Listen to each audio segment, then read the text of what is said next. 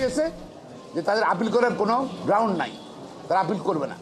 এখন মহামান্য supreme court appeal division থেকে অবজারভেশন দিয়েছে, নির্বাচন কমিশন স্বাধীনভাবে তারা সিদ্ধান্ত নেবে যে এটা এটা বিবেচনা করবে কি, এবং বিবেচনা করে তারা আবার মতামত দিবে।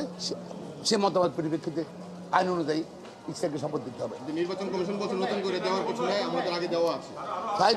এই তো এই নির্বাচন কমিশন যদি বলে, যদি ইনভেস্টমেন্ট লয়ার এটা বলছে, ফাইন।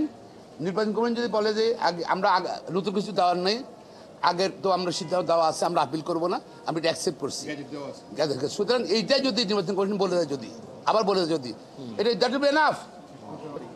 শপথ নির্ভর করছে নির্বাচন কমিশন যদি তারা বসবে, আবার নতুন করে বসবে, তাদের আর্লিয়ার যে সিদ্ধান্ত সেটা পর্যালোচনা করবে।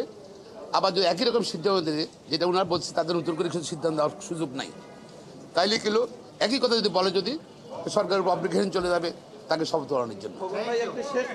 আমি মনে করি আপিল সুপ্রিম আপিল ডিভিশন আজকে কিন্তু আমাদের নির্বাচন কমিশন যে একটা স্বাধীন সত্তা, আজকের অবজারভেশনের মাধ্যমে আবার এটা স্বীকৃতি দিয়েছে, আবার স্বীকৃতি দেন। আমি হতাশার কিছু দেখি না। আমি বরঞ্চ নির্বাচন কমিশন তারা দায়িত্বশীল এবং স্বাধীন সত্তা, সাংবিধানিক সত্তা, এটাকেই তারা গুরুত্ব দিয়েছে। ধন্যবাদ।